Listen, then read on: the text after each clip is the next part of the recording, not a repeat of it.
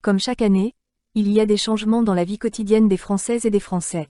À partir du 1er janvier 2024, Pôle emploi devient France Travail.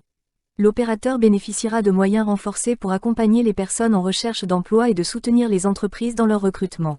Cette évolution englobe la création d'un réseau Pôle emploi, regroupant France Travail, l'État, les collectivités locales, les missions locales et Cap emploi. Le salaire minimum de croissance, SMIC, est revalorisé de 1,13%, soit une augmentation de 15 € net par mois. Le montant du SMIC horaire brut est fixé, à compter du 1er janvier 2024, à 11,65 €, soit 1 766,92 € mensuels sur la base de la durée légale du travail de 35 heures hebdomadaires.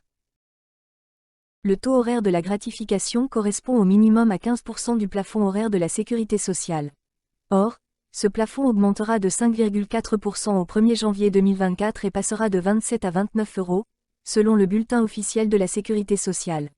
Par conséquent, le montant de la gratification de stage sera au minimum égal à 4,35 € par heure à partir du 1er janvier 2024, contre 4,05 € par heure en 2023. À partir du 1er janvier 2024, les femmes concernées pourront, en accord avec leur médecin, s'arrêter de travailler sans retenue sur leur salaire comme c'est d'ordinaire le cas.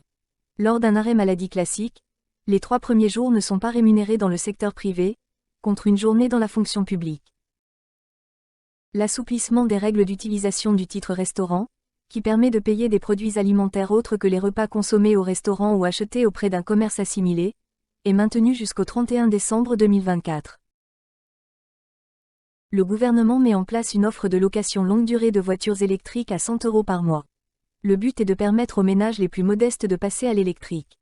Pour en bénéficier, il suffit de se rendre sur la plateforme Mon Leasing électrique et de remplir les conditions. Les déchets alimentaires ne sont plus autorisés à être jetés avec les ordures ménagères. Chaque foyer devra mettre en place une solution de tri à la source, que ce soit un bac à compost personnel ou un bac de tri.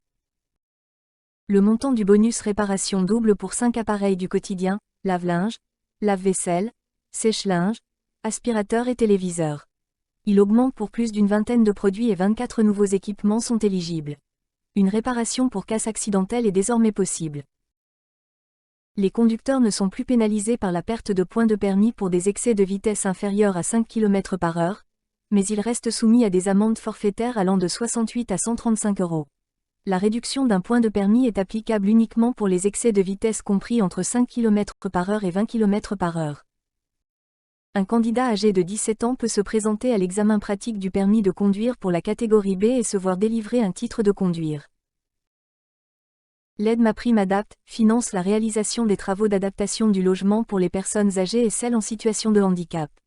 Les travaux d'adaptation financés par MaPrimeAdapt concernent, par exemple, le remplacement de la baignoire par une douche de plein pied, l'installation d'un monte-escalier électrique, la pose de main courante, l'élargissement des portes, l'adaptation des revêtements ou encore l'accès direct au logement. Les travaux s'adaptent en fonction des besoins spécifiques qui seront préconisés dans le diagnostic logement autonomie.